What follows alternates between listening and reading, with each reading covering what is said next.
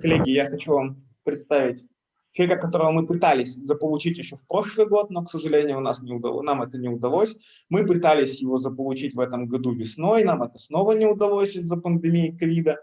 И, наконец, сейчас хотя бы вот в таком вот онлайн-виде Михаил Дworzak, координатор группы, цитометрической группы в очень большой сети IOBFM, вот этой вот International BFM, скажем, которая включает далеко не только BFM-овские центры, человек, с которым мы и по лимфобластным, и по миелоидным лейкозам работаем уже очень-очень много лет, который, в общем, много приложил усилий в свое время к тому, чтобы хорошо организовался мониторинг МРД лимфобластного и миелоидного лейкоза в нашей стране и в наших референсных лабораториях. Ну, сегодня у него будет разговор про более интересную для него сейчас тему, как-то он мне несколько лет сказал, что ОЛЛ его больше не интересует с точки зрения МРД, теперь его интересует только ОМЛ. Ну и вот, соответственно, Михаил сегодня будет нам рассказывать про диагностику и мониторинг при помощи проточной цитометрии в остром миелоидном лейкозе. Michael? Good morning, everybody. Glad to be with you. This is a very special situation to do this talk with a big community, a worldwide community, and just online. This is special. I was asked to describe what about pediatric acute myeloid leukemia and what kind of innovative solutions for diagnosis and MRD assessment we have in the IBFM Flow network. And thank you, Alex, for presenting who I am and what this network is. A short disclaimer, I don't go into all details. We have some non-binding research support, mainly from Beckman Coulter, but also from other companies. Let's go over to immunophenotyping in AML. A few years ago, we have described our consensus guidelines for flow cytometric immunophenotyping of, in that way, acute lymphoblastic leukemia. But this can be very simply extended also to the full diagnosis of all pediatric acute leukemias. What is the consensus about? So what we are heading for is actually using multicolor, at least six color flow cytometry to assess leukemia. We recommend single panels, and you will see what we mean about this. We do not pre-screen cases and then put them on a lineage-specific panel, because we think that we might miss subclones, MPAL situations with minor clones which are not found if you do have a pre-screening tube like you would have, for example, with the Euroflow consortium, where they do a single pre-screening tube, and based on that, they enter to go for more lineage-specific secondary panel stains. So what we do is a single panel recommended for all the acute leukemias to have the best overview, and a recurrent panel for all the cases for best description. Similar to what Alex has shown before, that there is a possibility to use the permute area. So this is the CD45 low area plus a lineage marker. If the guess is for ALL, we can add a lineage marker like CD19, or we can add a lineage marker like CD7 for T, or we can add a lineage marker or a leukemia cell marker like CD34, for example, if it comes for AML situation. But the mainstay is to use this immunological gate for blast assessment within this panel based on the permute area, which is CD45 low, side scatter low, or intermediate. And this is a very relevant situation. In former times, isotype controls have been used. We like to use not isotype controls, we like to use in-sample cross-lineage cells within the sample to see what is the negative zone, and then to address the expression of the antigens on the blasts. What we also do, we do a semi-quantitative expression rating. I will show you briefly soon. And I will also discuss with you how we deal with blast cell heterogeneity, subclone formation, and what we think about MPAL distinction. Extending on this panel, we have already described the panel which is most useful to fulfill WHO and ACKNOWLEDGE criteria when it comes to make a diagnosis of acute myeloid leukemia. And you can review this publication where I have written the chapter on immunophenotyping. And based on this panel, we still use this and make this and describe acute myeloid leukemias. As you can see, we use precursor stage markers. We have myelomonocytic markers. So actually there is no real magic because most of them are used throughout many approaches, many panels.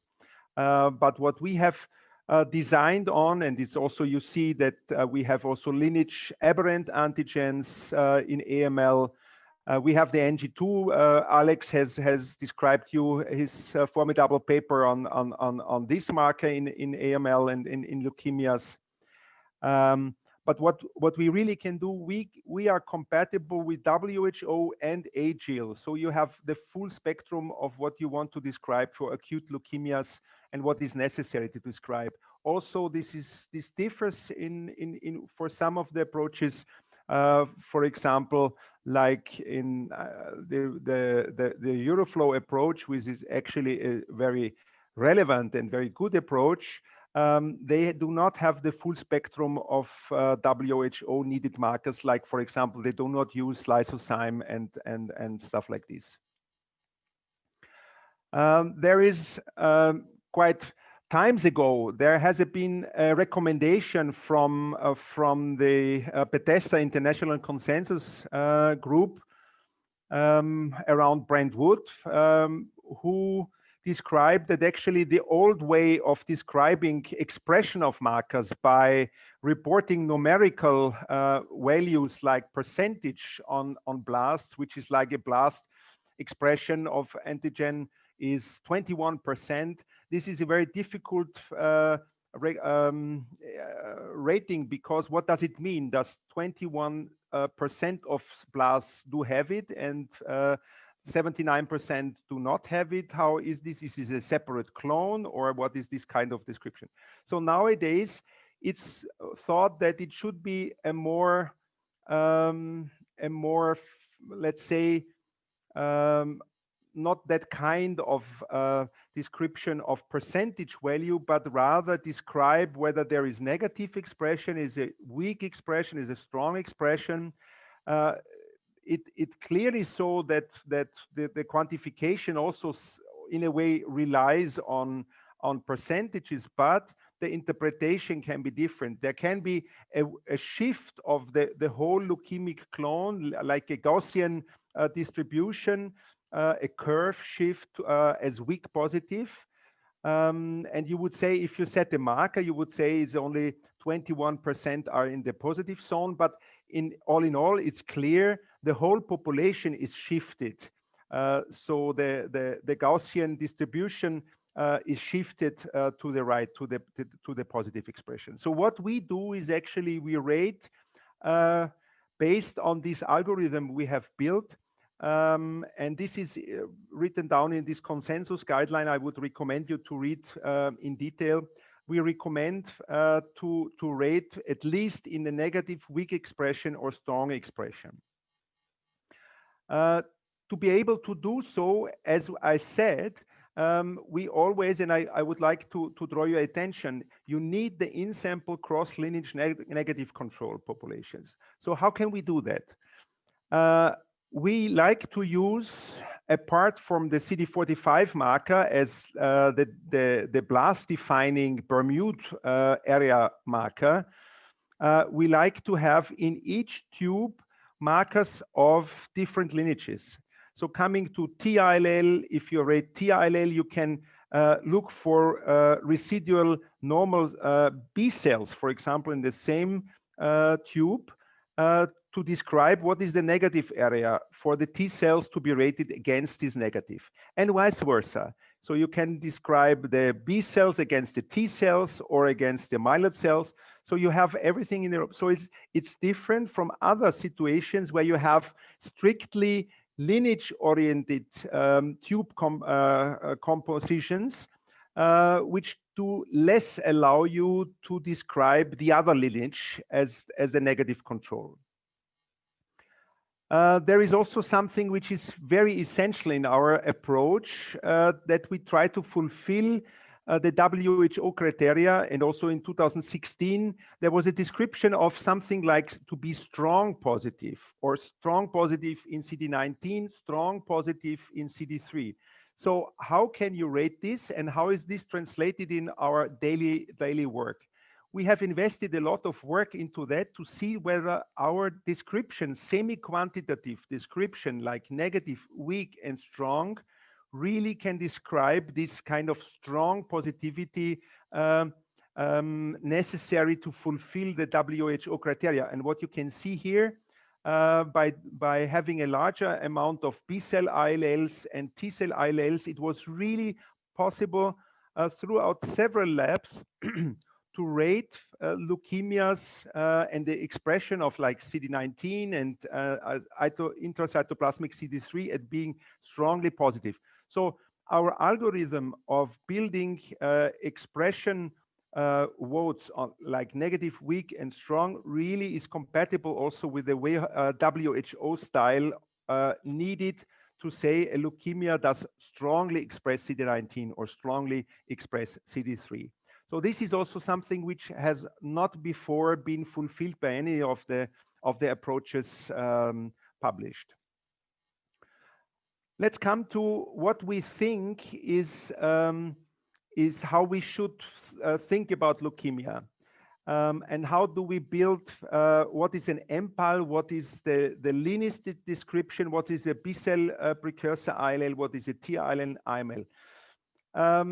You know, the MPAL description is tricky with WHO, because if you fulfill MPO positivity to some extent, and it's in the most recent approach written by Michael Borowitz, it was they made some step to describe what really describes MPAL, because saying that if MPO expression is rather low or minor, then it might not be fulfilling. If the other rest of the leukemia is like an ILL, it would not fulfill to say it's an MPAL, because with MPAL it's a conundrum. You don't know how to treat MPAL.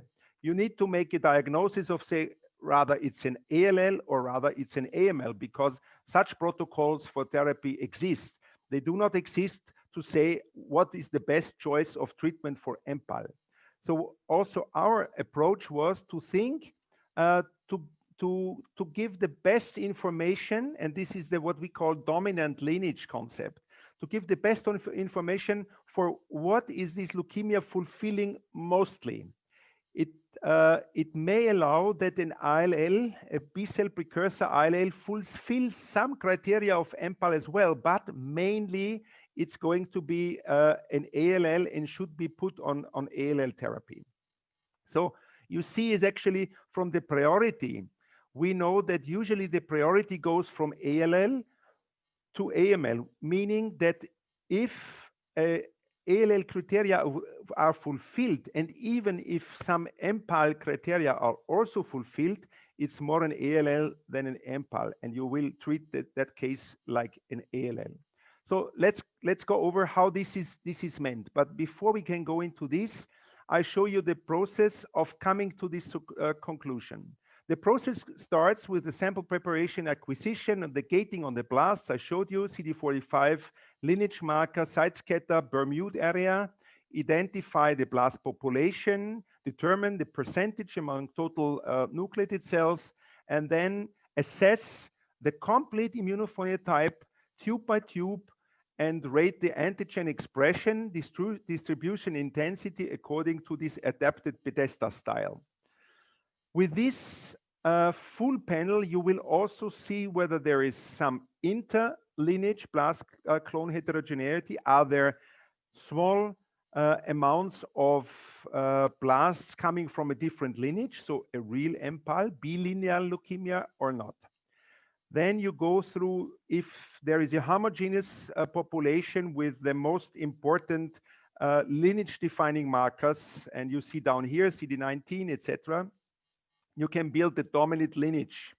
If you find a dominant lineage, you will say, okay, this is dominant lineage allele or is not allele. And then you go into the full blast characterization, immunological subtype. You can say, okay, this allele fulfills some criteria of BAL or MPAL, and then you can build the immunophenotyping report. I know that Marie-Christine Benet is discussing after me that about mixed phenotype leukemia, but only what we think about. We know that there are simple co-expressing MPALs and there are bilineal MPALs. So how does that look like?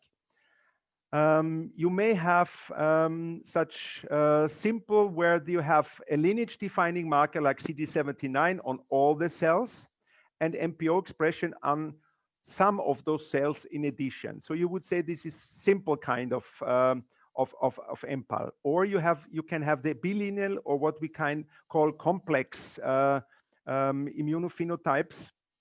And this is the more tricky cases where you really don't know what is the dominant lineage because you have really two lineages inside, not encompassed by one single lineage defining marker. So we would say everything which is a simple MPAL can be put on, for example, an ILL protocol, like in the left case, while the bilineal or complex cases, we cannot build the dominant lineage. It's not by numbers, but it's rather from the clone.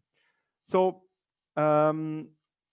as discussed, our dominant lineage assignment concept uses morphology, genotyping, immunophenotype, and then allows that the leukemia is put on a certain protocol.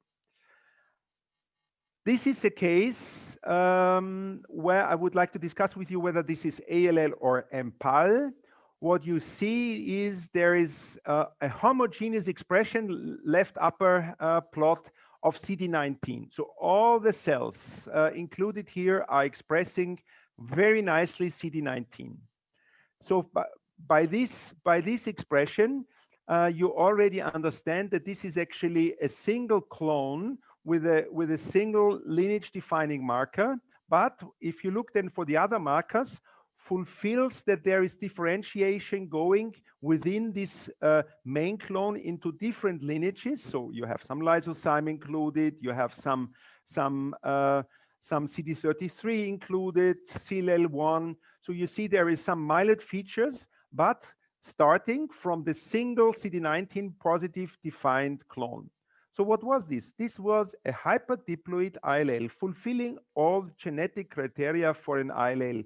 This case was treated with an ILL protocol according to our consensus, not on something like a weird mixed MPAL something protocol. And this case is now cured for several years already.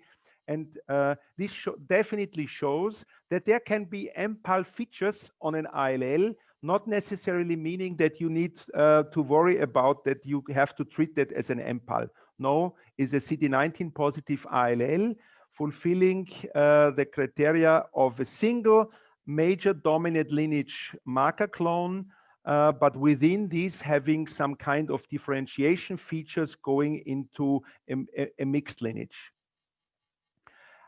What is also very important when it comes to AML with differentiation, it's always the question how to describe best the marker expression situation of an AML. If you have differentiating cells coming from the leukemic clones, like in M2, for example, or in M4, how to describe this? We think we should not describe everything as partially positive with this and partially positive with that. You see the red cells are the immature cells, the immature blasts.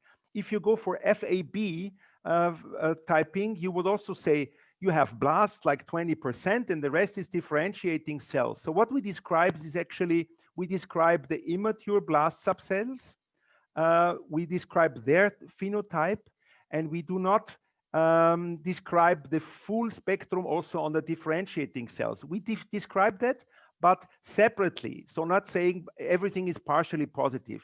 So that doesn't make sense. It makes sense to say this is leukemia with differentiation. The blast cells have this marker spectrum, and the differentiating cells are going into, let's say, monocytic differentiation or granulocytic differentiation or mixed or whatever, and you can describe the marker spectrum on those. It's very relevant if it comes to think about MRD assessment, because usually the immature cells are the most relevant for MRD. It's not that you can describe MRD on differentiated cells. It's very difficult. You will find even mast cells containing the leukemic genetic marker, and those mast cells are fully compatible with normal mast cells. So what we describe in flow cytometry is actually the immature blast subset, and this is the most important because this is the leukemia driving component. So the reporting, what we do is actually we have the antigen expression, the dominant lineage, the subtype. I'm not going into this because we are not talking too much about ALL today. We talk about cellular heterogeneities on the blasts, if there is some kind of intralineage blast clone heterogeneity. And we make a conclusion whether a leukemia is rather, as said, a dominant lineage ALL or AML. So what is this all useful for? We can correlate pheno and genotypes. And I would like to show you our big project we are running, and we have now quite a bit of samples in that, and we are going to address even more details on this question. We are again using this kind of semi-quantitative expression rating, being negative, weak, positive, or strong. We even use the other sub-descriptions like medium, bright, partially positive. You will see what we mean with that. We looked for the data capturing for all those 731 acute leukemias by 48 antigens, and selected a selection where we had all antigens for all leukemias investigated, like 37 markers.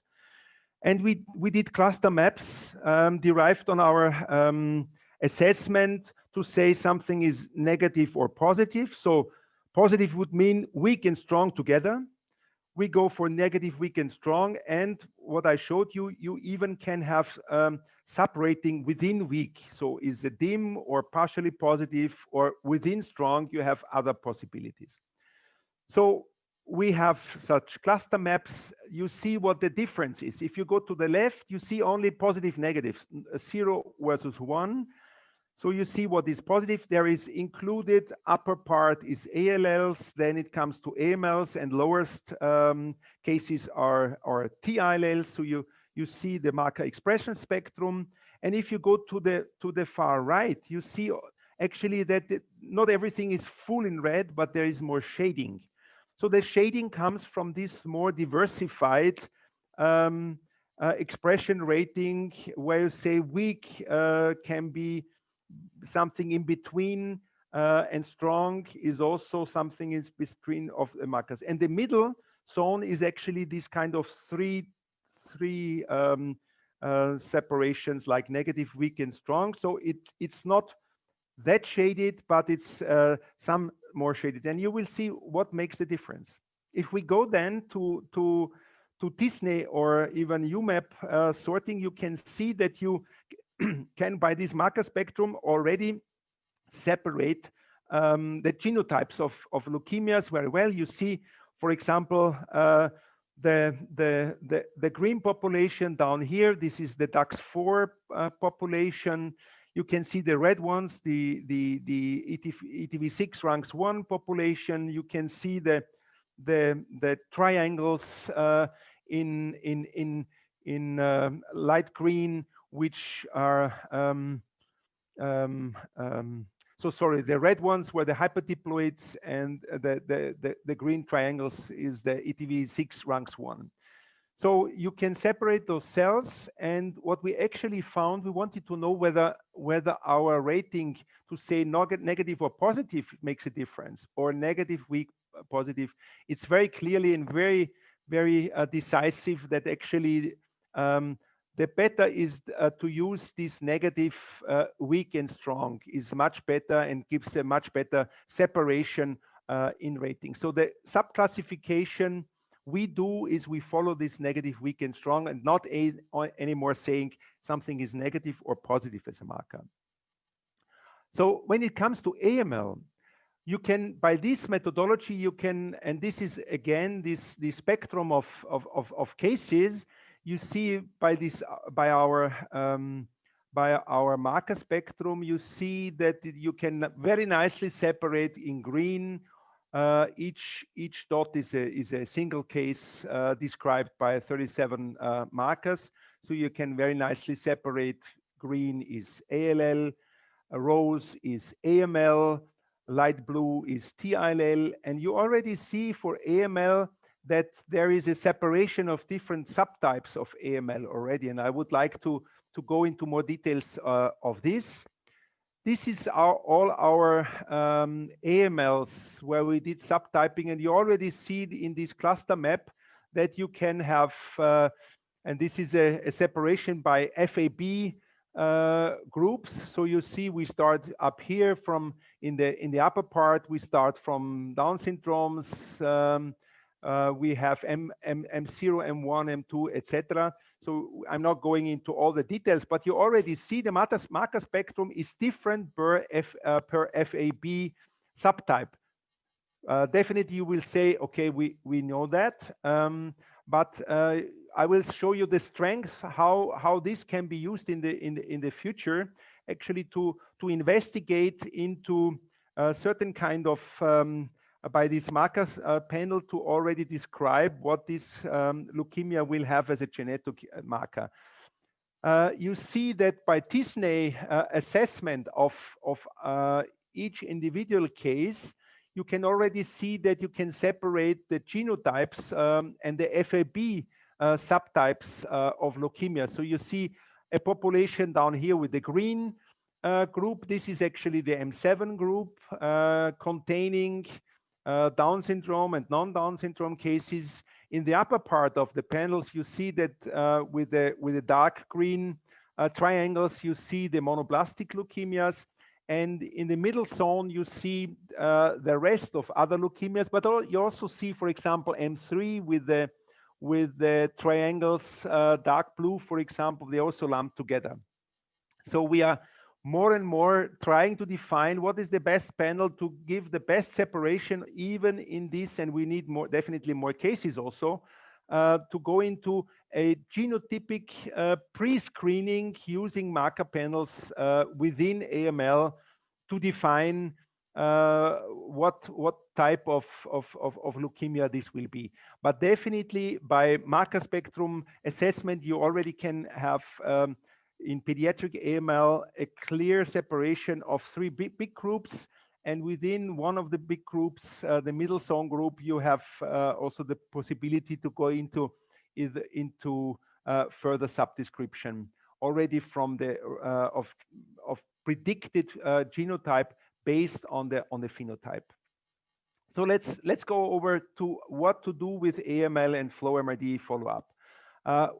There is a mainstay paper you all will know from 2018 from the ELN adult community, where they describe Gerrit Schurhaus from Rotterdam, describing the panel usually to be followed for assessment of acute myeloid leukemia MRD.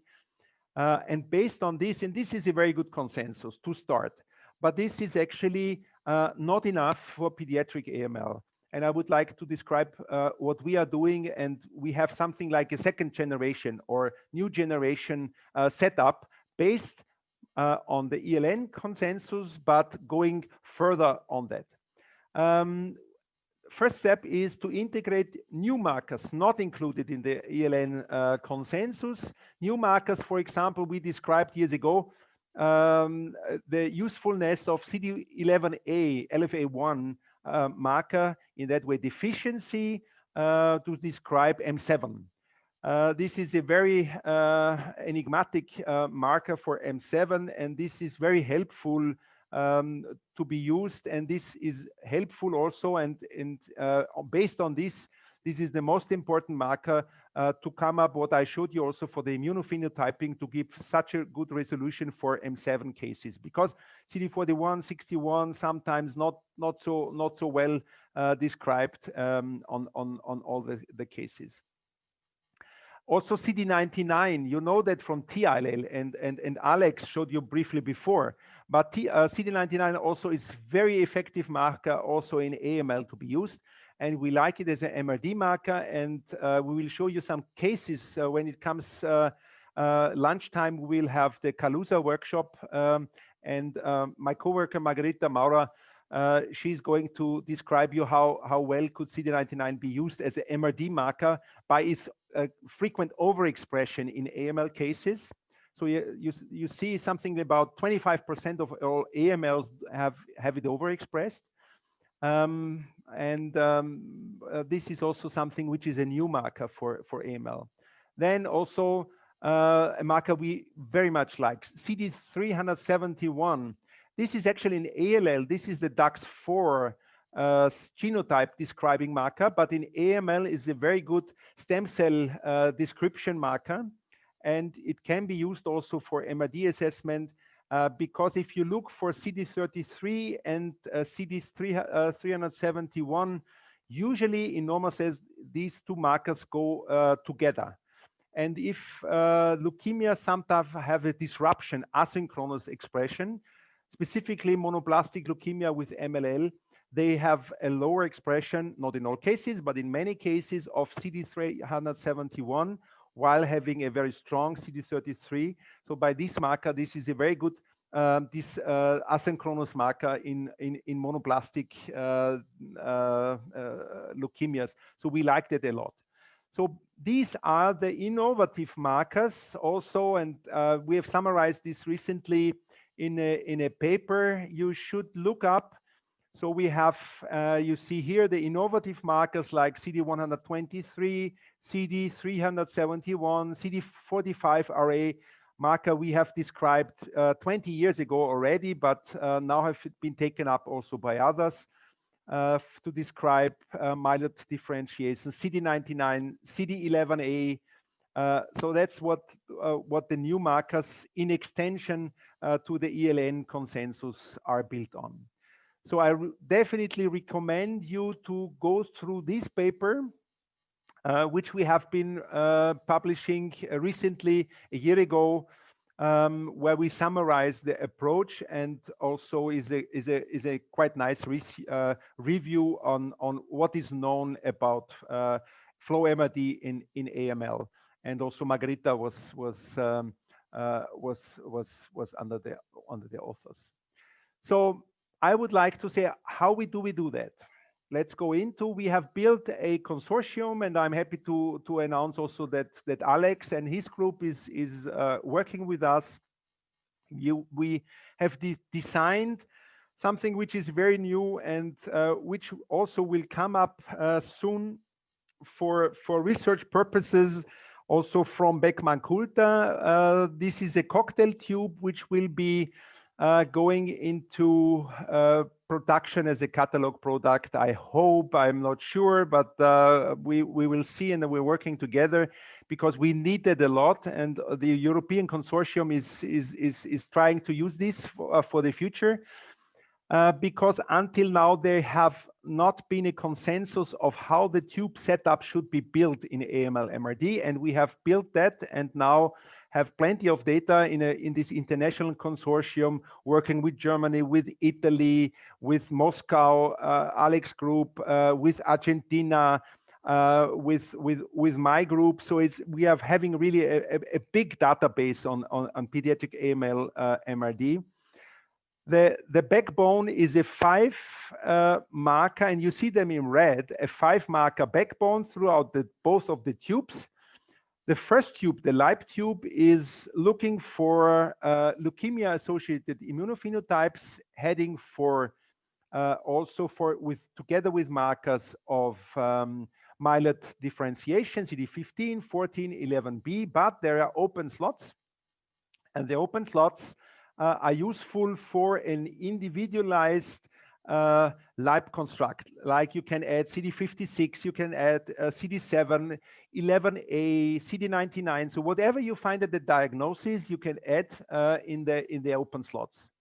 The second tube, based on the same backbone markers in red, adds markers which are of interest for stem cell and very early CD34 progenitor cell analysis. Clearly, it's necessary. CD38, you think of CD38 negativity and in very early stem cells. You may have CD123, very important in myeloid differentiation, and you have the CD45RA, I told you, which is a very strong marker also on stem cell CD34 progenitor assessment. We will come to that and to show you some details how this looks like once you look at normal CD34 compartment. Also here you have open slots, PE, APC, and you can add, and the recommendation to add here is CD99 in APC and CD371 in PE. Very strong combination. So to say, this is a summary what we add in the LIPE tube for the open slots. I told you it's the lymphoid co-expression markers. It can be NG2, 11A, CD99, etc. APC panel, you also see what we can do. In the CFU tube to the bottom, I told you already the two markers. We do bulk lysis. I'm not going into all the details, but this is a very good selection coming from Euroflow. They extensively looked for how to do the best bulk lysis is super. Go for bulk lysis in large volume. This is the recipe, large volume bulk lysis. To up to, if you have bone marrow 2 ml, you need to have 20-fold buffer amount. This is very essential. We do the staining with our tubes at diagnosis and during follow-up. At diagnosis, we look for which markers do characterize the given leukemia best, which co-expression markers. So we know we have the consensus panel, so the fixed markers, but we define a diagnosis which are the most relevant leukemia, individual leukemia defining additional markers, and those we include then in the follow-up. And we have also, and this will be shown in the afternoon, we have a Kaluza template how to best analyze this. What are the criteria we need in AML? We need to be sure we are not as sensitive as in ALL. I think we can go down below 0.1, but usually the threshold of interest to describe AML MRD is about 0.1%. And so the amount of MRD cells to be shown to say something is like a real positive cluster is, we think about it should be 50 cells. We go for MRD is given as a percentage among CD45 events, but it should be a CD5 wide gate, because we know M7 sometimes is very low in CD45. So you cannot do it strictly, but you have to be wisely, again, based on the phenotype at diagnosis to set this the width of the CD45 gate into the lower negative zone. we look for um, um, CD34 positive cells and 34 negative cells. We will come to that. And MRD needs to fulfill at least two of the following criteria. And I told you that we are not describing MRD in the differentiated cell. So if you have a M2, you really will have problems to investigate MRD in the granulocytic compartment. You only what you can say, okay, you can assess whether there are immature cells which have alike features. So this has to be kept in mind if it comes to this to compare PCR values, which sometimes have some positivity, but it's not, there are no blasts, but you will find them in, as I said, matured cells.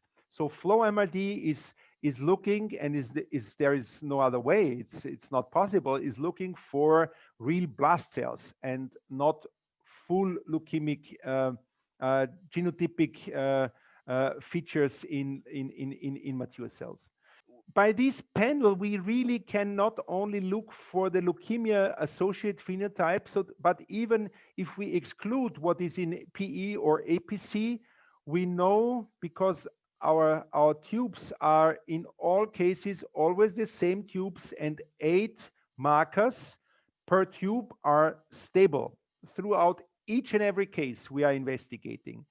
This means that we have a very good overview what is normal, what is in follow-up, what is normally occurring. So if you individualize MRD assessment to each individual case, like you have 8 different tubes, and so you select for this case you run with tube 1 and 5, and the next case you run with tube 2 and 6, etc., etc., you will not have a good overview. But we have, with these stable 2 tubes, 8 markers per tube, stable throughout each and every case, you will be seeing you have a very good overview what is normal. So what we really can do is a different from normal approach as well. So here is, for example, the gating hierarchy in our stem cell oriented tube. The cells you see here are from a normal case of follow-up, normal CD34 progenitors regenerating. So very important, you are only seeing the CD34 sub-analysis, CD34 cell plus sub-analysis of a normal follow-up case with no blasts. So you see a fantastic heterogeneity of CD34 positive cells in this sample, meaning actually that CD34 positive progenitors are not similar. There are different subsets within, there are lymphatic subsets, but even the myeloid compartment is very diverse. So you really can see how is the marker spectrum on the normal CD34 cells of different lineages. And you can see more early cells like the HSC cells, for example, if you look down to CD38 low, CD99 strong, etc. If you compare a leukemia against this is leukemia diagnosis, you already see that this marker spectrum, compare this to that, is different. So it's more homogeneous, leukemic cells at a certain given place.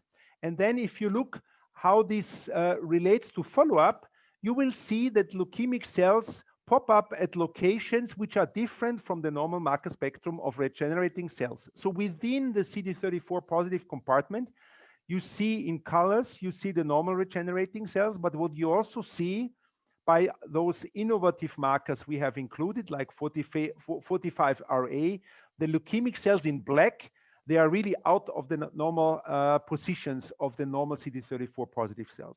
So it's a very strong situation where you can say, okay, I'm seeing normal regenerating progenitors, but I'm also seeing, along with those, I'm seeing leukemic cells. So this is how we do. By this lab and CFU tube, we go for viable cells in this with scatters characteristics. We go for the singlets, so extracting what has doublets features. We go for the wide CD45 plus. So again, this kind of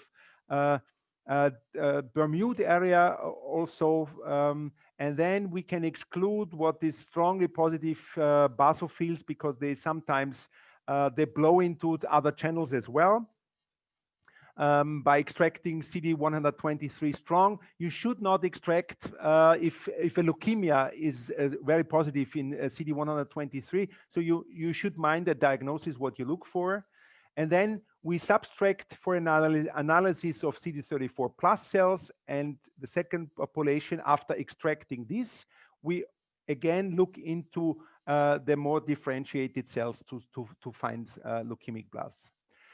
To coming to an end, and this way of how to analyze will be summarized by Dr. Maurer around lunchtime. So we will go into more of the details, showing also Kaluza way of how to get those.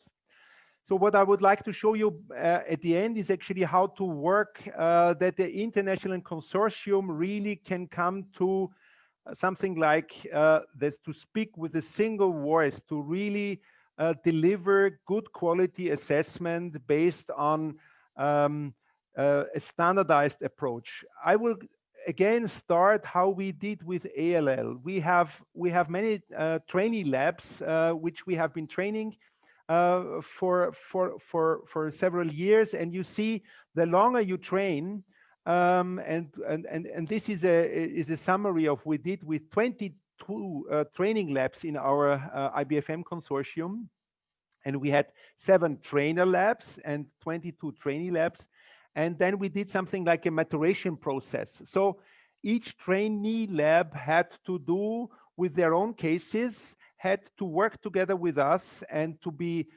reviewed by the experts, whether they did the job right or not. And then we, after a series of 25 cases, we came to a maturation or not. And you see, by the list of 25 cases, you see how the number of failed assessments goes down over the period of working together. So it's very effective. The second thing is how to control yourself to work together with international round-robin tests like the UK NEQAS minimal residual disease program. This is also existing not only for ALL but also for AML. Yet it's not accredited, but we think it soon will be accredited. There are worldwide already 64 participants, and the community is growing, and this based on this, it will be accredited soon. It's very helpful to look how the performance within our consortium is. For example, you see those performance values from the IBFM group, six returns within IBFM, and you see the red dots are outliers of individual labs. And I can look into individual labs how the performance was, and then I can see, okay, lab 1 is doing fantastic. So you always have the X and Y axis showing, okay, if it's perfectly in the diagonal, it means the individual lab rated similar to how it should be, how the expected value would be. So you see the outliers, and I can control the individual labs in our consortium and help them and discuss with them what were the problems to see how we can develop together. So that's a perfect possibility if you run those UK NEQAS round-robin tests to assess your performance. So once you do that, and we did this extensively to control ourselves also with molecular markers and our FLOW-MRD assessment. You see here the curves of a perfect match of FLOW-MRD and together with molecular MRD markers. You see several examples with different types of genotypes where we compared, and you see that if you do the FLOW-MRD like we do, and it's possible that you really have a very good overview, and it's very good matching also with PCR. Not saying that, for example, 821 in version 16, because of those differentiating cells, will be that overlapping. But with most of the other, like MLL cases, but also high risk, like NUP98, FLAT3, etc., GLIS, you will have the possibility to really come to a very good concordance of methodology. So that's what we have been doing. There is a very high, you see flow versus DNA-based PCR, very high concordance, statistically very significant throughout. It's important to know that we are better versus morphology, because there has been the critique that morphology, if you're very experienced, and that because of the lower threshold of 0.1 or 1% necessary in AML, that it could be that morphology is sufficient. It is not. It's now very well seen that you see all the red events are outliers where FLOW-MRD really outperforms morphology. So it's very clear. We can go down lower than 1%. We can go even sometimes below 0.1 to build a positive vote.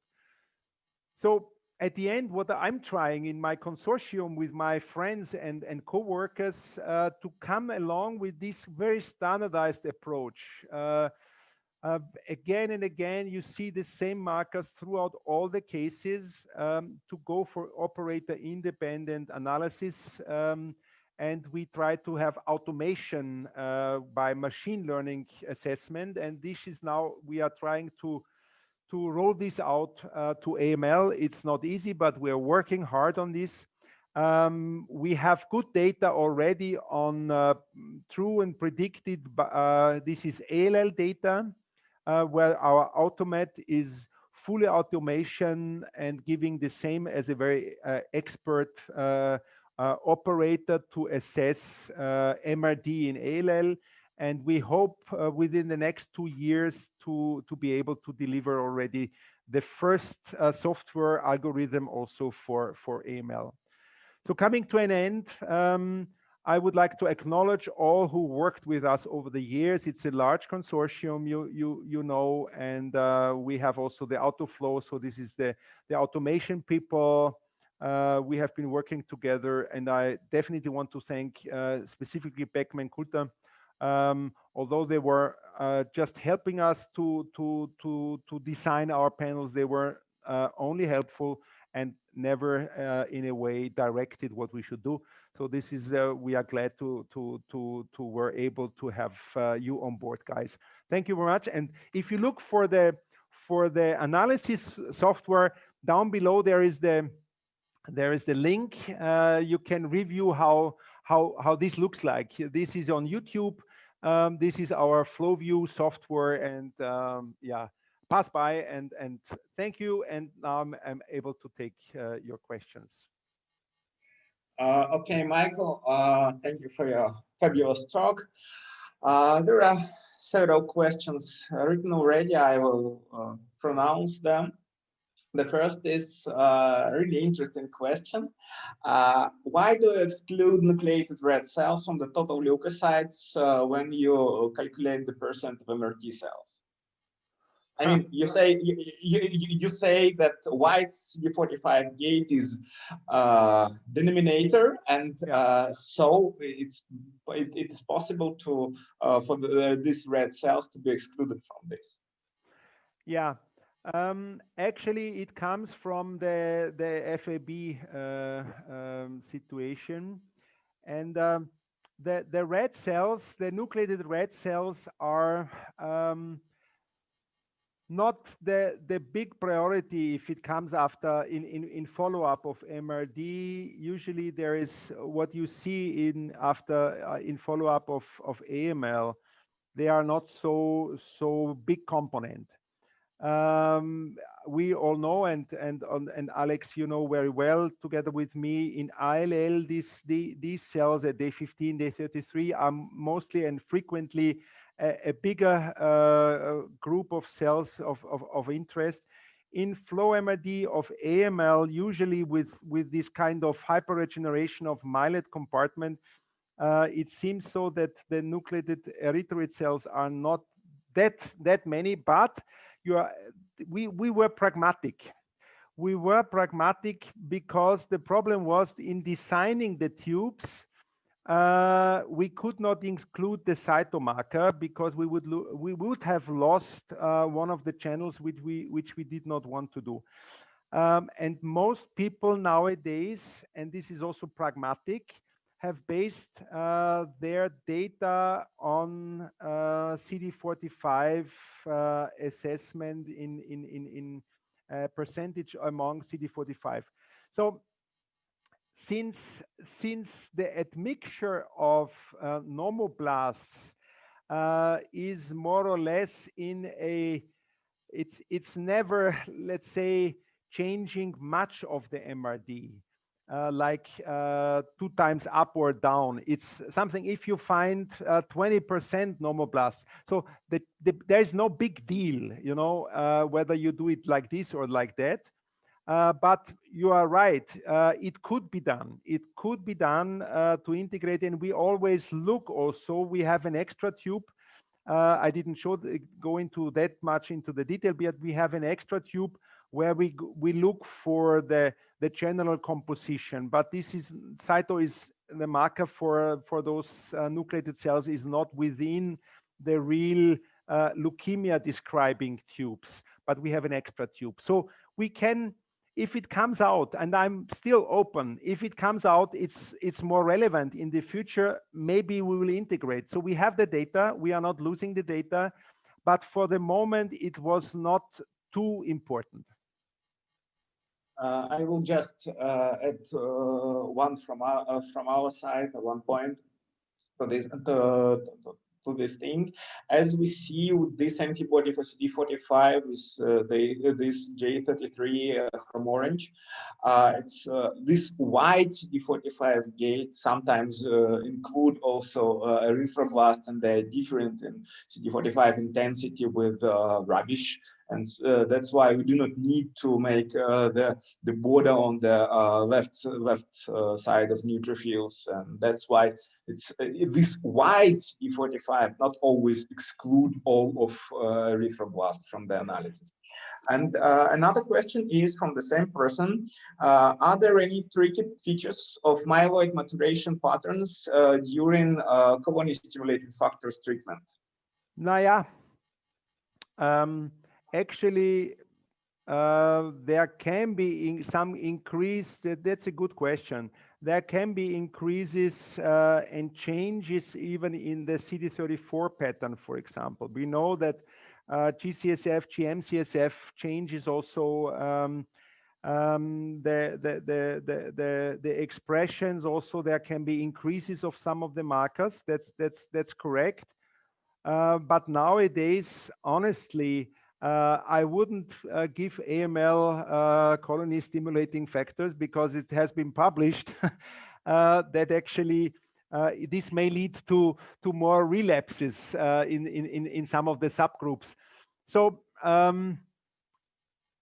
from the data I have, and which are available in IOB BFM, no leukemia case receives colony stimulating factors in follow-up, because this must be a very special situation. So we don't have too many data on this.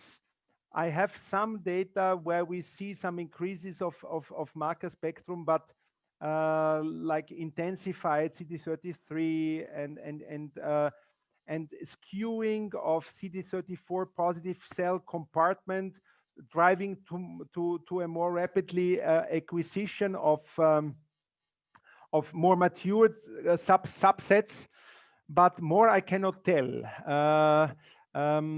But definitely as a clinician also, not only a lab person, I would say, please, rather, if you think about that, do not give GCSF to your leukemia AML cases. It can come up with more relapses then.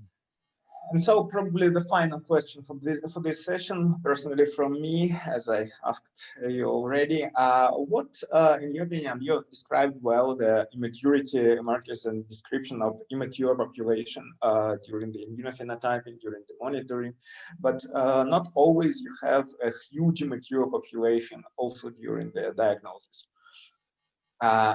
Okay, if you have more mature cells, if you have monoblastic cells, in which case, especially in case of heterogeneous leukemia with blast compartment and monocytic compartment, in which case you will include these monocytes into the description, and in which case you will limit your report only to blast cells?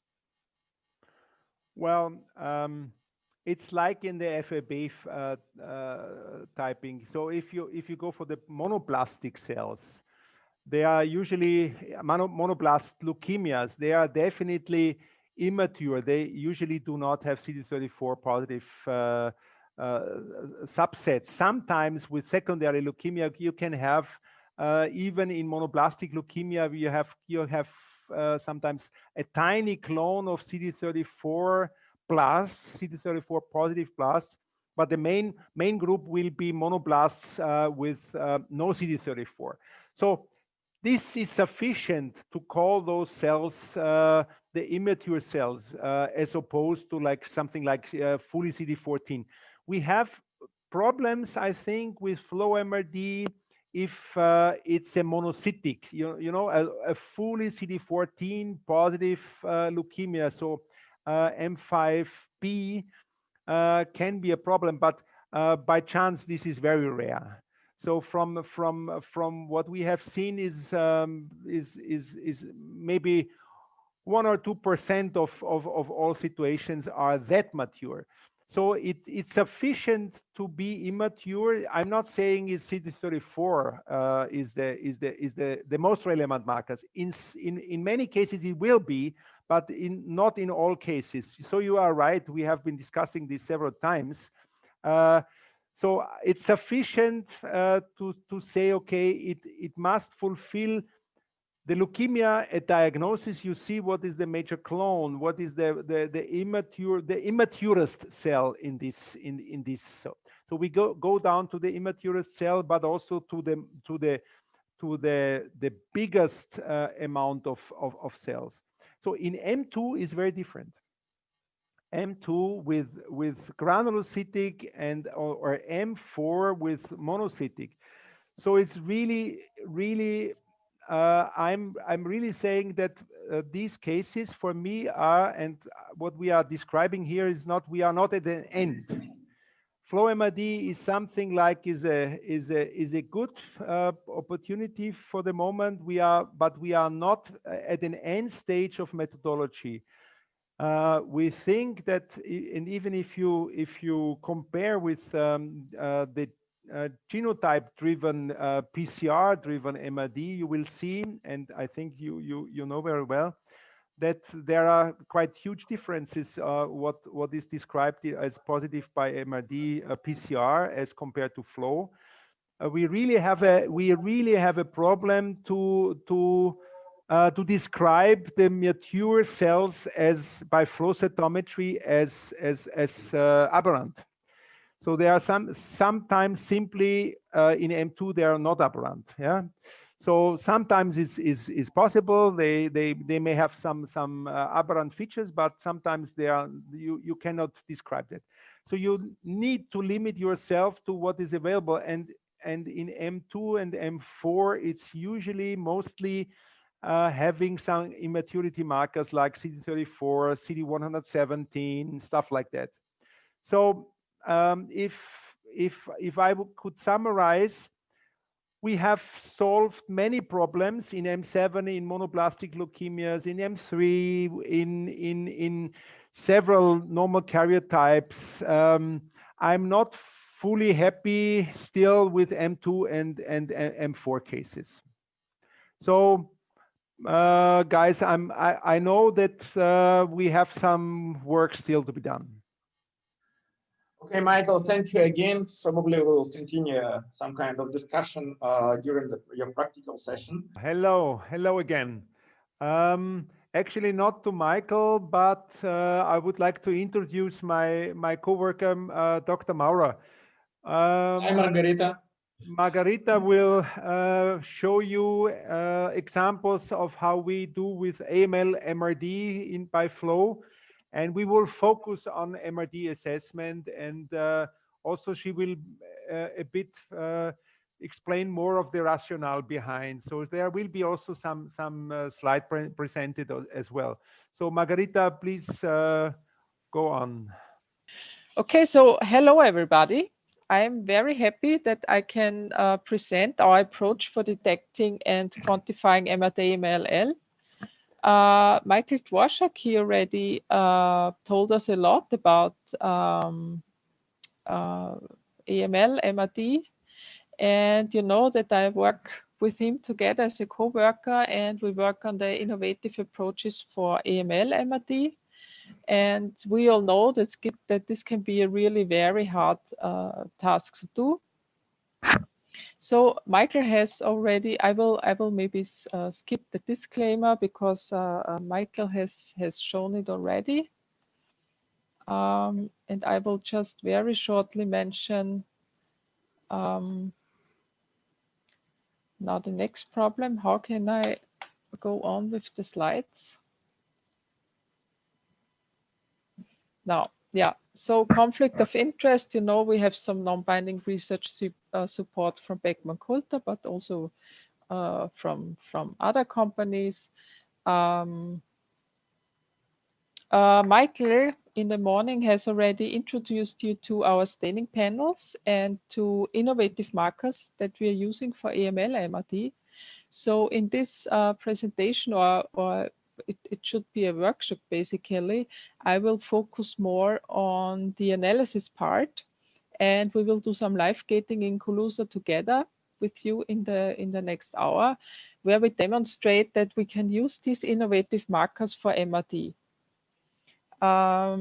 Before I switch over to Colusa, I give you a very brief introduction on the analysis template that we use, because it's quite comprehensive, and maybe if you see it for the first time, not so easy to understand. However, by creating this very comprehensive analysis template, we thought about a more standardized way of analyzing MRD in AML, so that not each lab has its own way of analyzing the data, but we really will try to harmonize or standardize this so that only maybe centers that are not that experienced in AML, MRD are able to distinguish between leukemic cells and normal cell populations. So I will switch over to the LiveTube now, and I will very briefly explain you our analysis strategy in the LiveTube. So I will not go into every detail because you will see it later on in the live gaining as well, live staining as well. We created a template that we can drag and drop over our LMD files in Colusa, and that is basically fixed on based on some fixed plots where you're not supposed to change the X and the Y axis. And there are also some variable plots where it is desired and necessary to adjust X and Y axis, because, for example, if you have plots where you gate your blasts, and we all know that blasts can look very different in AML, so you of course have to adjust the plates, the gates. So the example that you will see here in this template is a normal regenerative bone marrow, so no leukemic cells or no blasts are in there.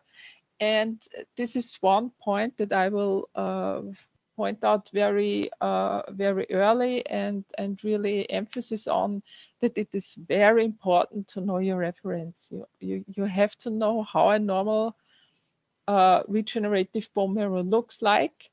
And that's how Michael said, really an advantage that we use always the same tube, because we always know how normal cells look like. So if you're experienced and you look at this picture that you see here, then you can quite easily see that, for example, we know that monocytes are here displayed in green, and then you can easily check the expression.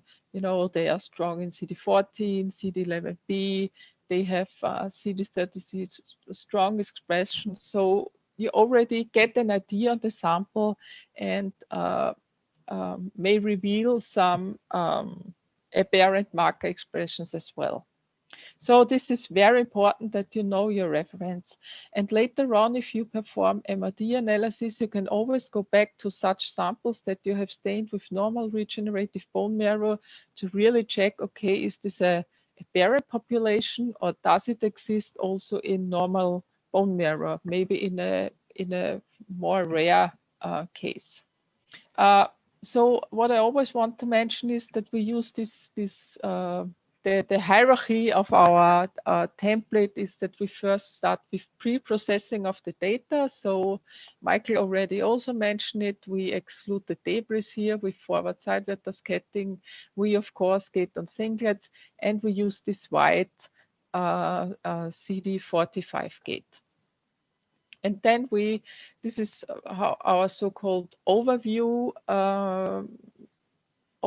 gating, where we display each marker against the site scatter. So this has several reasons. First of all, as I said, you get an overview on the marker expression of different populations. And second, you may easily detect compensation issues. Yeah, so if some markers or if some populations disappear from the plots, then you have to consider that there are severe compensation issues that you have to correct. Yeah, I forgot to say that here in the overview plots, we also get the CD34 cell compartment, because later on we want to further characterize this population. We also get mast cells, because these are excluded from further analysis mainly. Yes, so this is basically the most important things to say for this slide. So here in this slide, you see, as you can see here, we get it only on the CD34 population. So also here we perform some pre-processing where we exclude CD45 very high cells, and we exclude also staining artifacts.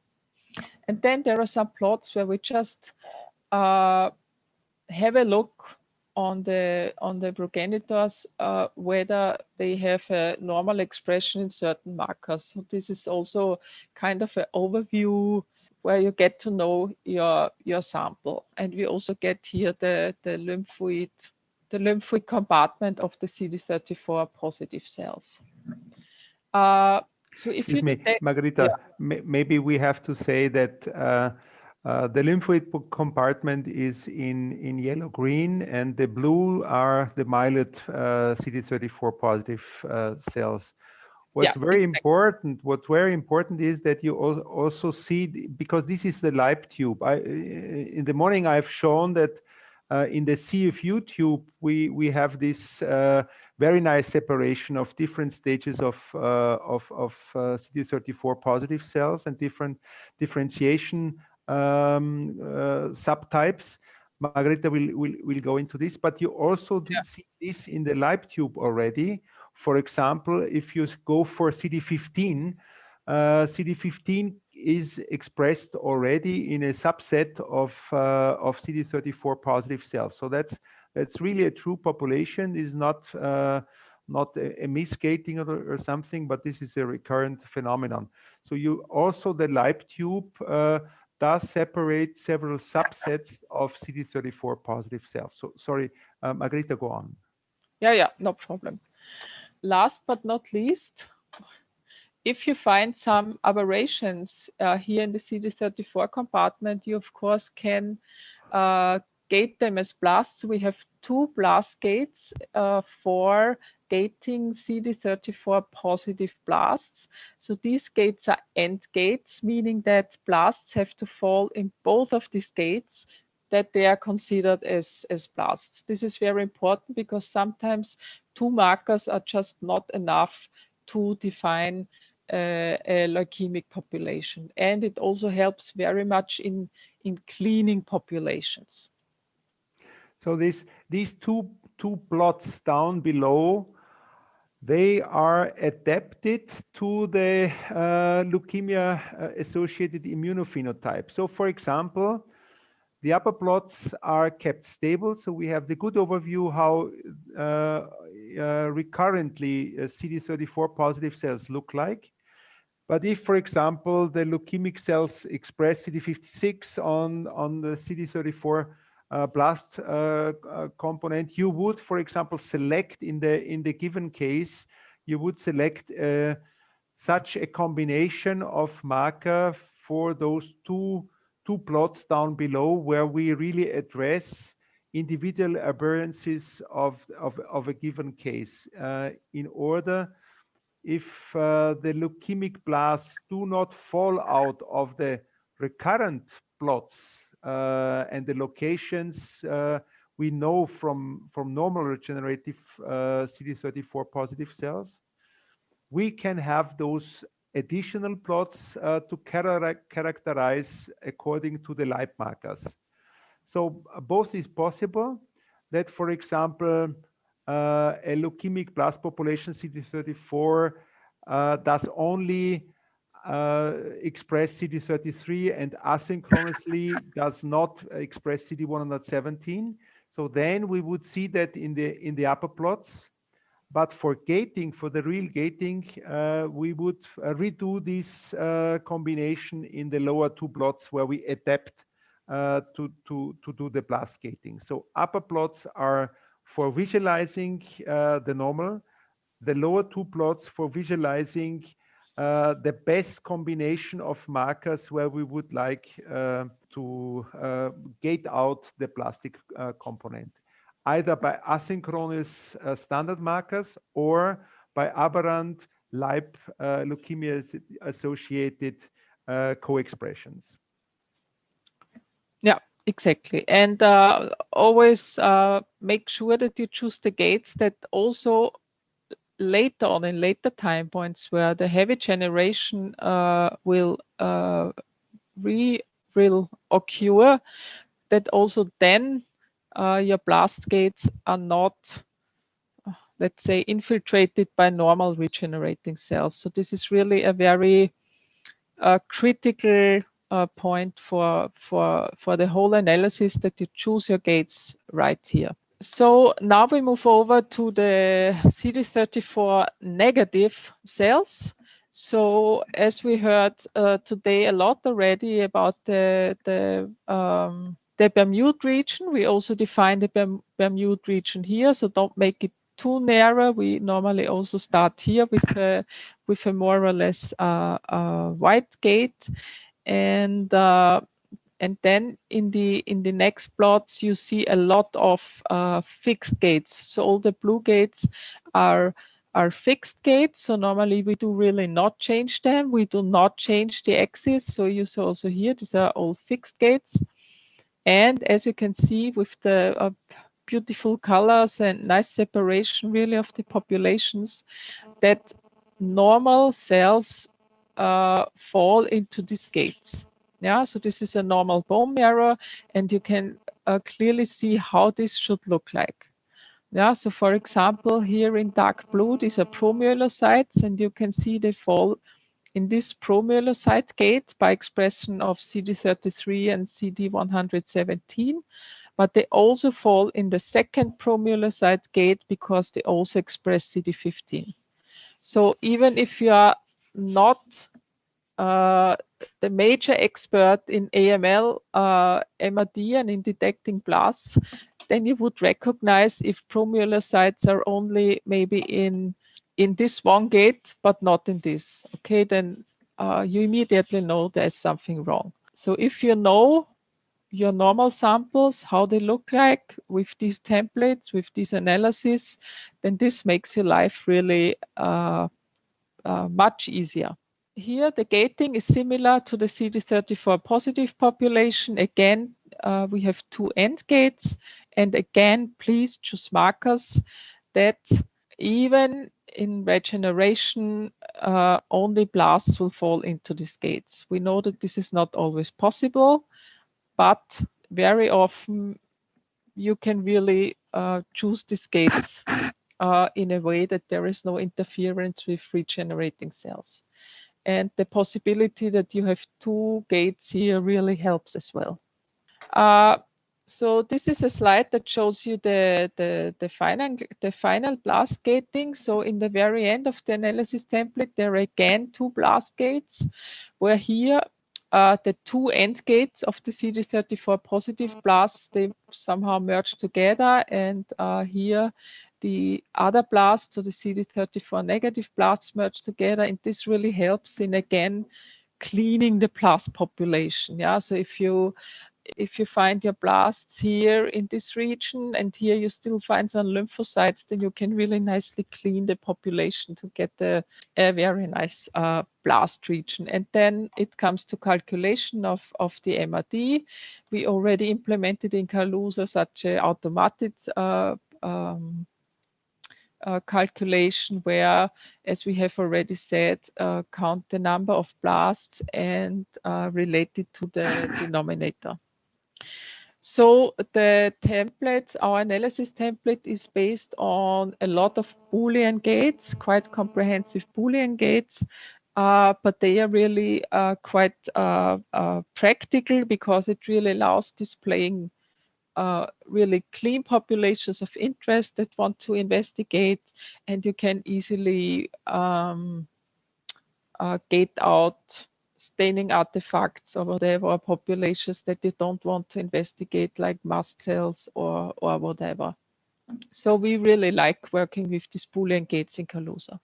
So it's somehow what Marie-Christine Benet this morning was relating to have a very good overview of the normal situation of the population you see in your samples of different differentiation populations using Boolean gates. It's very much along the same line what Marie-Christine also presented.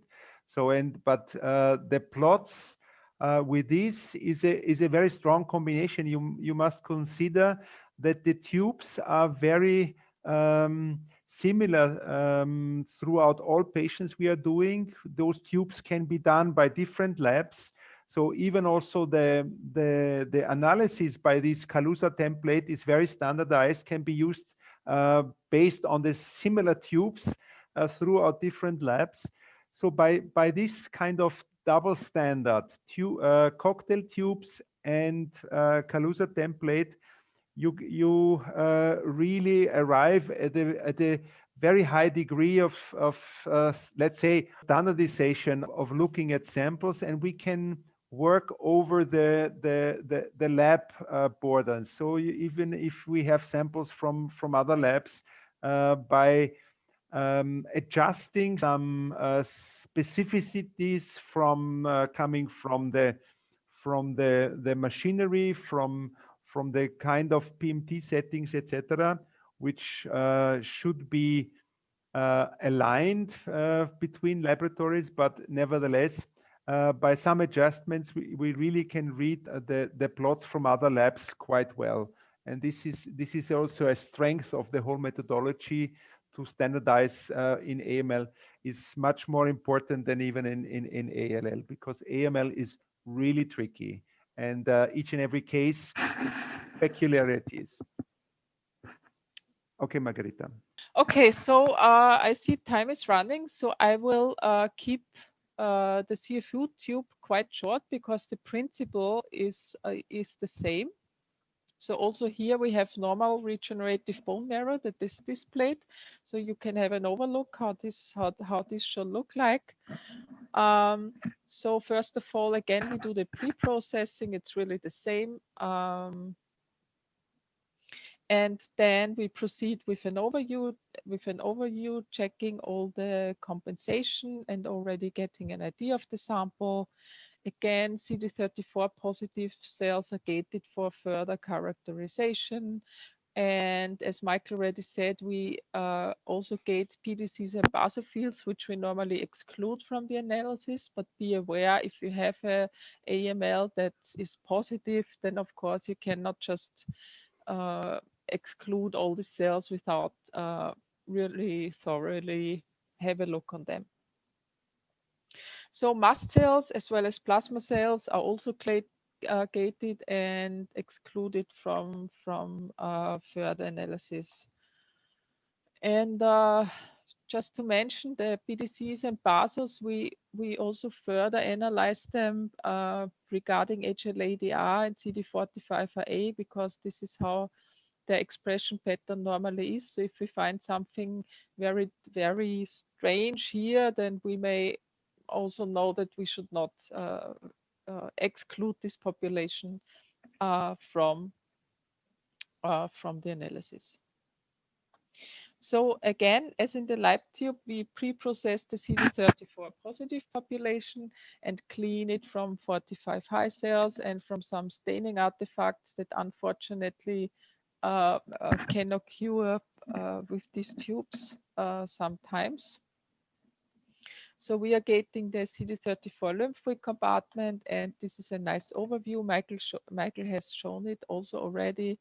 You see it's really heterogeneous, and if you're experienced in our template, then you exactly know which color represent each CD34 subtype. So this is our very famous 4-chamber view that we always relate to the 4 chambers of a heart. This we use for dissecting the CD34 cell compartment by plotting CD371 against 45RA, because we found that this allows for separation of different progenitors with different maturation status, and also with different differentiation potentials. Yeah. And please note that in this normal bone marrow, all the cells are nice and quite equally distributed. And you see that here in the lower left are the more early progenitors, and they can be split up again via 38 and 99 into erythroid myeloid precursors and into multipotent progenitors. And the right quadrant you can further split up into LMPPs and BCPs, and so it is really heterogeneous. And this is not only very nice to look at, but it really helps for MRD, as you will see soon. Also here the same in CFU, you have the blast gates where you gate your blasts.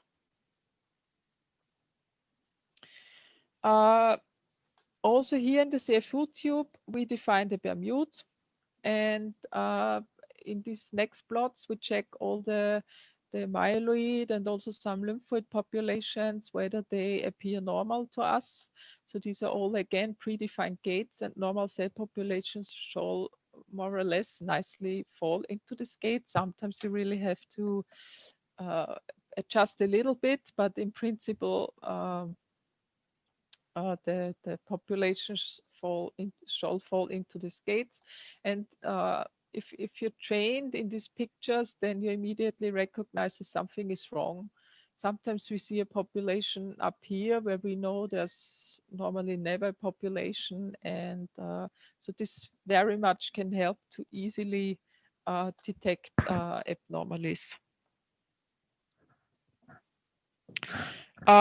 Again, final gating of blasts. So you can clean here as well. You can check whether really the scatter properties reflect blasts and so on. And then you make the calculation of your MRD. Also for the CFU tube, we use very comprehensive Boolean gates, a feature that we still very much like. So last thing before we get to really Calusa live gating is that we have collected some rare or unusual or just some cell populations that go beyond neutrophils and monocytes, and we comprehensively characterize them. And if you then have analysis of your sample and you're not sure whether this is a normal population or not, then this summary or this collection of rare or unusual normal cell populations can really help you to judge whether this is normal or not. So just one example. We know that in children with Down syndrome, we often find CD34 positive cells that are positive for CD7. So where you normally would say, oh, this is really strange because they also express CD33. But if you look, they are not negative for CD11A. So Michael has already mentioned that negativity of CD11A is really a hallmark of M7 or TMT malignancies. And if you look here in the upper, in the lower row, then you see this is a really TMT where you have completely negative 11E on CD34 cells that express CD7. So this is a way how you can distinguish then normal from abnormal populations. And so our collection already contains quite a lot of this population. We include also basophils and mast cells and all this stuff. So this is a very helpful collection for us. So I also thank, like Michael, the whole IBFM network and network, and also the industry. And I guess we shall go over now to Kaluza, right? Yes, thank you, Margarita. You will show now some examples of the real process of analysis, and also of the usefulness of the innovative markers, which we include in addition to the standard AML MRD marker.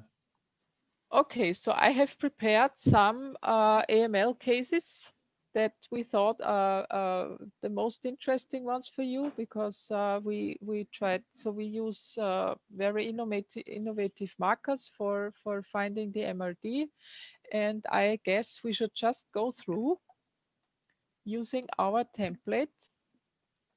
So I have prepared, this is our template, and I have prepared a patient with diagnostic and 3 follow-up samples. So I will simply drag and drop my analysis template over the diagnostic sample. And then you see this almost looks like what you have seen before in the PowerPoint of the template. So I would now first start with adjusting some gates and get some overview on the sample. So this is what we call the pre-processing, right? To exclude debris, gate on singlets. We also check the time to see whether we have some air bubbles or some cloggings or whatever. And this is now the famous denominator gate. And you see why we always say you have to make a white gate, because there are some AMLs that are really very dim or almost negative for CD45. So if you would make it really stringent, then you would simply lose the blasts. So in this case, it's easy because it's a diagnostic sample. But if you have MRD, you would maybe simply cut it off. We have to say this you have to define a diagnosis, what you use then in follow-up. So if a diagnosis, the 45 is very low, you are prepared for what you will see in follow-up. Yeah, sure. But just to make you aware that you not automatically use a quite narrow gate and exclude everything that's negative for 45. Just to explain to the guys out there why this doesn't look like a normal diagnostic sample, but it was from blood, because marrow of some problems could not be retrieved. So we had to use the blood for assessing the phenotype of this case. And what we are showing is actually a blood sample. So maybe this needs to be Yeah. set. Otherwise, people would say, where's the leukemia? Yeah. Exactly. So don't get confused because of these colors now. Now here the blasts are somehow a mixture of blue and red. This is just simply because the template is not yet really adjusted and not yet gated for blasts. So, but blasts are, for example, falling in the pro-erythro gate. So that's why they appear red. Some other blasts, they are CD34 positive. So that's why they appear blue. So don't get confused that they have different colors now. So we have to go really step by step now to gate the blasts and to find the right markers and to adjust everything. So let's simply go through. So the pre-processing is done, I guess. Then I would check in all the overview samples what's about the compensation. So if I would see that some population would simply go out of scale somewhere, then I would check the compensation and correct it, of course. So when we focus on those cells as blasts, then we now have to define what is their life. So what makes them different from normal cells? And we should really choose markers that no other normal cells have, if possible. So in this case, what immediately catches my eye is completely negativity for CD11A. This is normally only true for erythroblasts, but erythroblasts would never express CD33. Some are 34 positive, some are negative. So we always try to find markers that are very homogeneous in all the blasts. So that makes it much more easier for gating and for find them later in the follow-up. So let's now focus on only the CD34 positive compartment. So, and let's see how it looks like if we use CD11A and CD33. You see 11A completely negative, 33 positive. So this is a really nice marker for blast gating because no other cells will appear here, also after regeneration. I would also like to include HLA-DR because completely negative HLA-DR in CD34 positive cells is not normal, will not normally occur. And I would combine it with CD117 here. So I guess that these are very nice markers to blast the gates.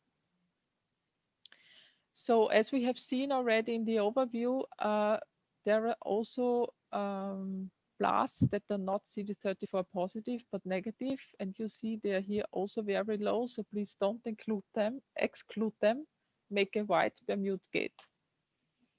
And so the nice thing on our predefined gates now is that immediately you can see there's something wrong because the red cells here, they appear as promyelocytes. But they cannot be promyelocytes because they do not express CD15. Yeah, so they are in the promyelocyte gate and in the erythrocyte gate. So obviously something is really wrong here. So even on the colors, you can see that there is something wrong. So again, here we have to gate the blasts of the CD34 negative cells. And I think we have already chosen very nice markers like HLA-DR negativity and 33 positivity, as well as CD11A negativity and 170. I'm not sure whether it was vice versa with the CD34 cells, but it doesn't really matter.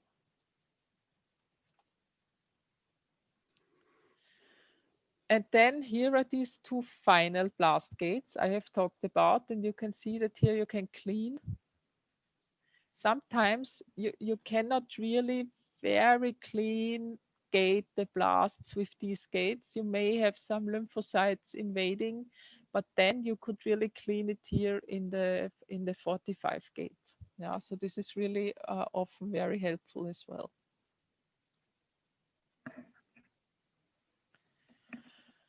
And then, as I have started, we start with a very wide CD35 gate. I would go back and check again if there has to be something adjusted here. In this case, I think it doesn't matter because there is no rubbish or something, but you will see, I guess, in the next sample that it can really make a difference. And then we would have quite easy, because it was a diagnostic sample, we would have 16% MRD in this case. And what we do now when we have a follow-up sample, we simply drag and drop these analysis templates, and then we see what we get. So it is not our approach that we just look now, are there cells that fall into the predefined gates, but we also look, are there any other cells that are abnormal? So we combine these approaches because we all know that there can be phenotype changes or something. So we do not really rely on the phenotype we had at diagnosis. Okay, so I would simply now go through the sample and check the gates and adjust everything and have a look. For example, here the CD34 positive ones, you can hardly detect any cells that are 11A negative, HLA-DR negative, and 33 and 117 positive. So it seems there is nothing there. What makes it easier if you, I know you all know this feature, that you can show gates as rare events.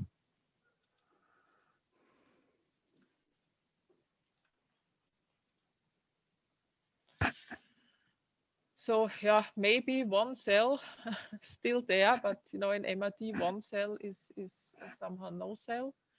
But let's go to the CD34 negative cells.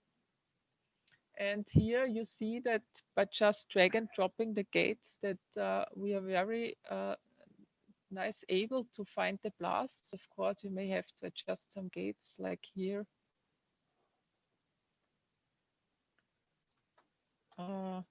But looking at the expression pattern, how similar it is to diagnosis, so you can be really sure. Also, the expression is very apparent. You have CD56, CD33, 117. So no doubt that these are blasts. It's 0.41. And if we may go back, you see that here's a lot of rubbish, because often after induction 1, the samples, they really look very bad. So, and if you try to clean here. It was a very plastic marrow. So this is why there is hardly any regeneration available, and a lot of rubbish, as you can see in the TOF. So is a very aplastic situation, and it's interesting that definitely still you could define the blasts. Yeah. But just to mention, the difference is quite huge. You have it from 0.3, it was, I guess, and if you adjust it, it's more than 2%. So it really makes sense to start with a white gate, but then go back and start cleaning again. So I guess this is important. I'm not sure whether I have time to go through all the follow-up, or whether I should very quickly show you the second case. Margarita, I don't know, Alex, we had some, we started later and then had the problems.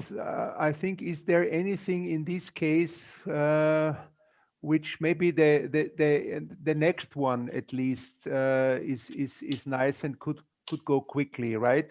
The 1 week after this, because it should be a nicer sample, right? So maybe What is the same? Yeah. Yeah, in this same. Yeah. So just drag and drop and do some pre-cleaning. Yeah, already regeneration has started. Yeah.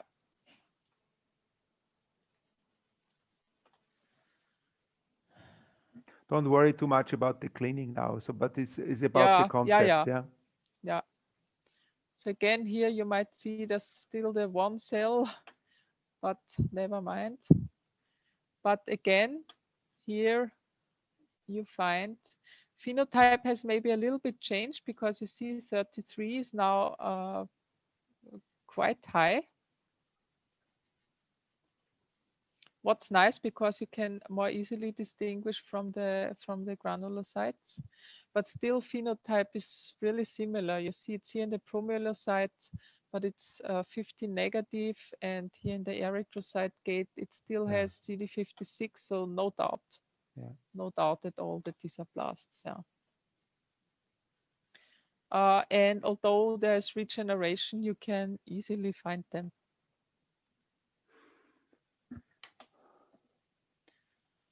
So let's go over to another case. So maybe just diagnosis and one quickly follow up.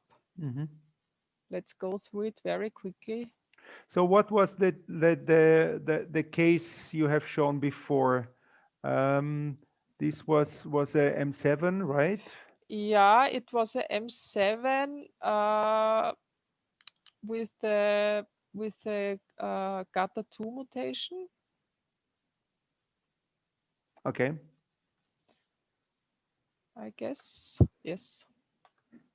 And this one is a normal karyotype, a M1. It has a FLAT3 ITT mutation. So just very quickly, because we are already over time, I guess.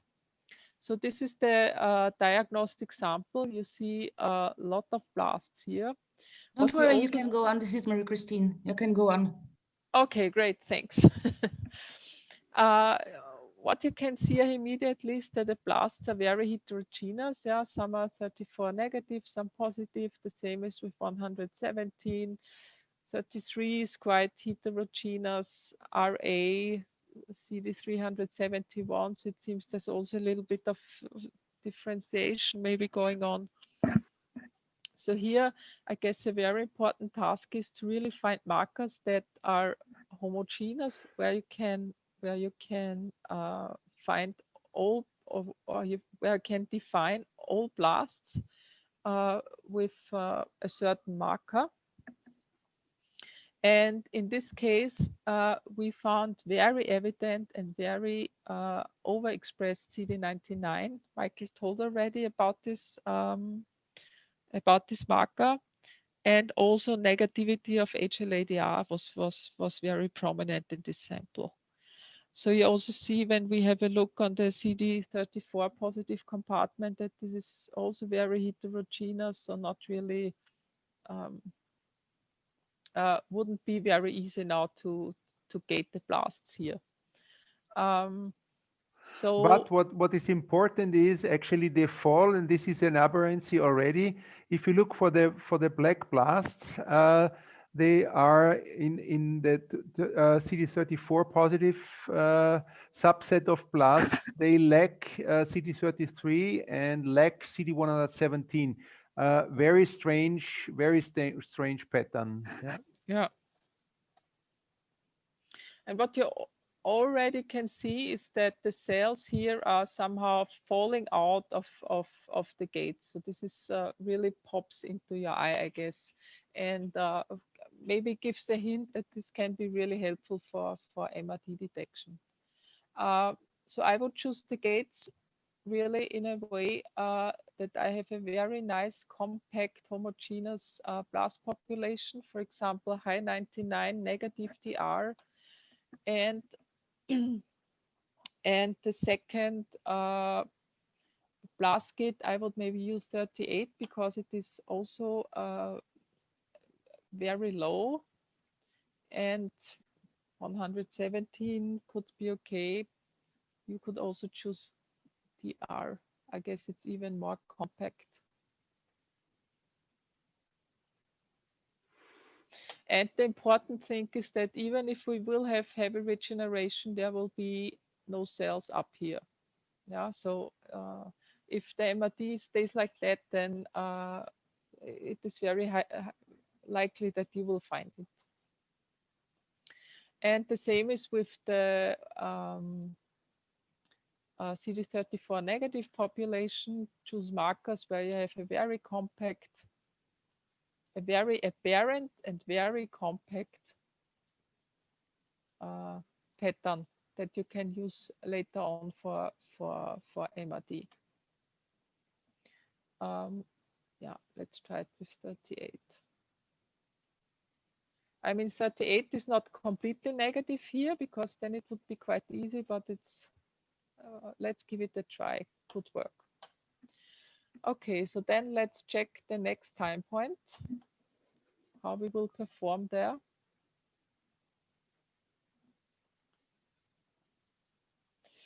Again, I would recommend to use the show the rare events.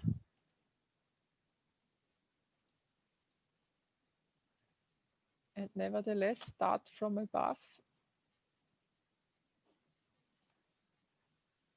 I guess the dominator gate is quite okay.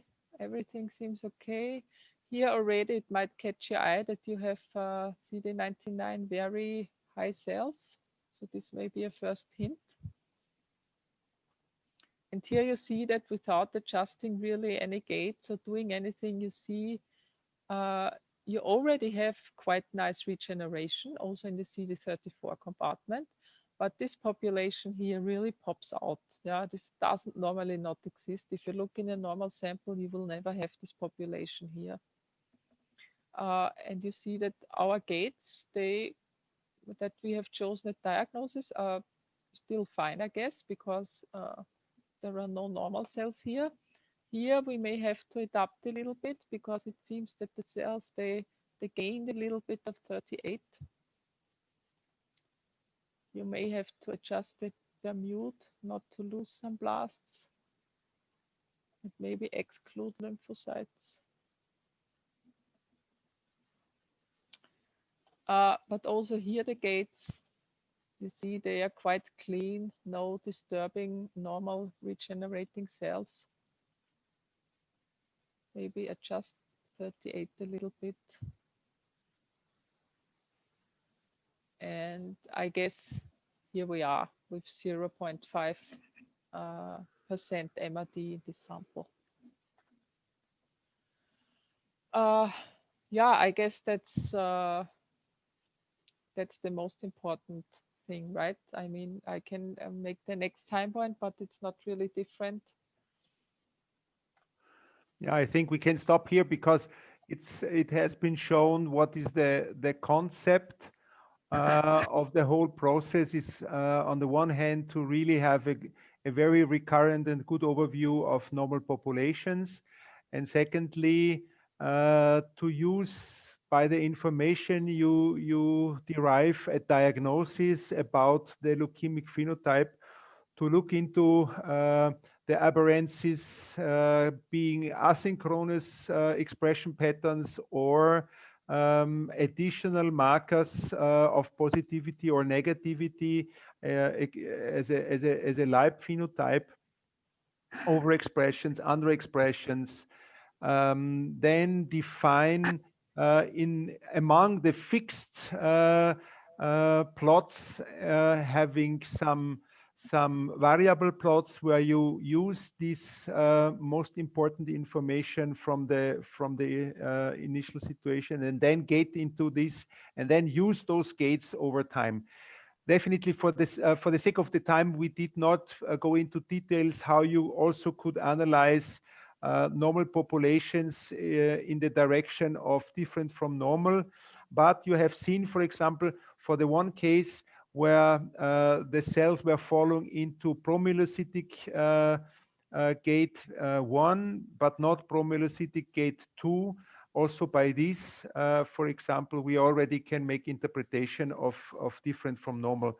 So this kind of, and also Marie-Christine pointed very well out that this is just the same thing, whether it's LIPE or different from normal. This is really going together in a way. So it's not, one does not exclude the other. It's not completely different approach, but it more has to do whether you have some extra expression of lymphocytic markers, etc. This is also different from normal.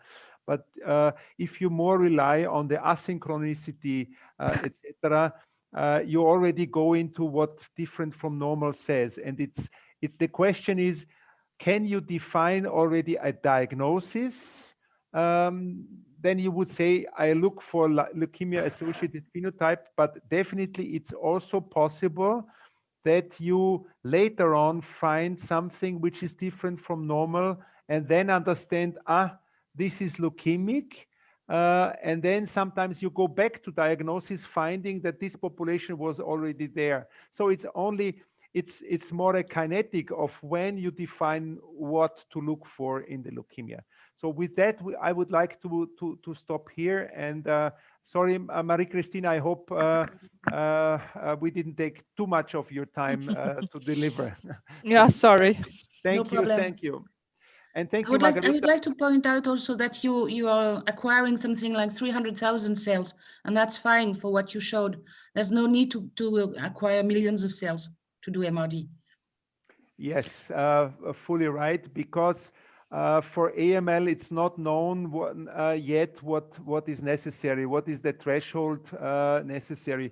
So we are trying to go down below 0.1, definitely, but we don't know the clinical meaning of this. So we are not going for 4 million or something, yeah. No. And the ELN at the moment, after Gerrit Schohu's paper, the clinicians want to have at least 0.1%, 10 to the minus 3. So that's easy to do with so many cells, with 300,000 cells. This is also in our protocol, in the pediatric protocols, it's the same threshold, right? But of course, we can go lower than that. Yeah. Even with 300,000 cells, you can go down to 10 to the minus 5.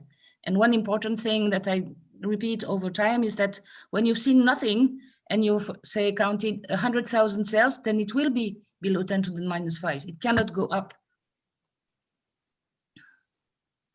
Yeah. If it's nothing, it's nothing. Yeah, nothing is nothing. That's good news for the patient also. So Okay, bye-bye, and thank you. Thank you all. Bye-bye.